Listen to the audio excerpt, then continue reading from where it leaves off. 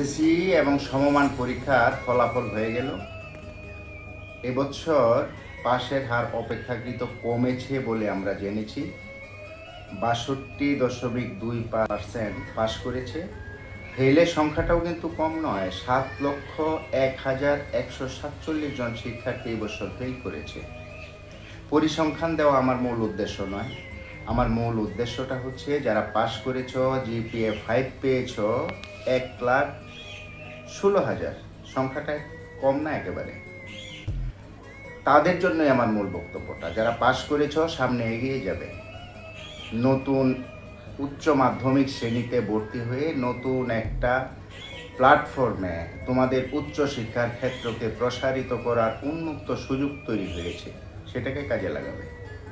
আর যারা ফেল করেছ ৭,০১,১৪৭ জন শিক্ষার্থী, এই যে বিশাল একটা সংখ্যা, এই সংখ্যা নিয়েই আমার মূল বক্তব্যটা। যারা পাশ করেছ তারা সামনে এগিয়ে যাওয়ার পথ তৈরি হয়েছে, ভালো কথা।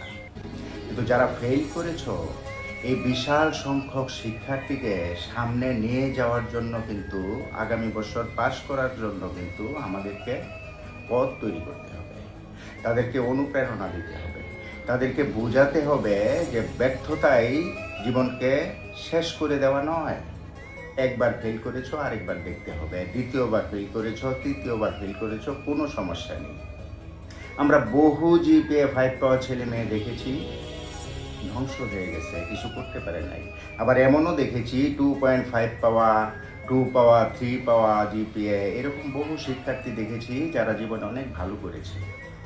জিপিএ 5 পেয়েছ, খুব ভালো কথা, সামনে এগিয়ে যাবে, তোমাদের জন্য অনেক অনেক ধন্যবাদ, আশীর্বাদ, শুভকামনা থাকলো। কিন্তু তোমরা যদি এরকম আচরণ করো, একজন শিক্ষার্থী ফেল করেছে, তার বাসায় মিষ্টি নিয়ে এসে তাকে তুচ্ছ তাচ্ছিল্য অবজ্ঞা করে খোঁটা দিয়ে কথা বলো, তাহলে তার মানসিক অবস্থাটা কোন জায়গায় যায় ভাবতে পারো? আমার বক্তব্যের জায়গাটা এটাই।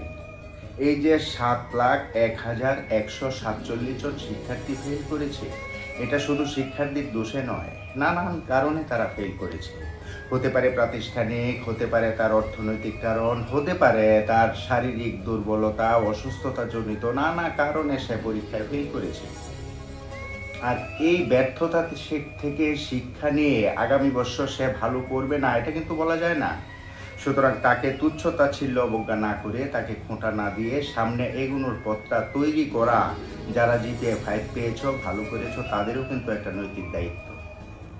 আসো আমরা সবাই মিলেমিশে, অভিভাবক, ছাত্র, শিক্ষার্থী, পাস, ফেল, শিক্ষা মন্ত্রণালয়, শিক্ষা অধিদপ্তর, সবাই মিলে এমন একটা প্ল্যাটফর্ম তৈরি করি যাতে করে শিক্ষা ব্যবস্থাটাকে সামনে নিয়ে যাওয়া যায়।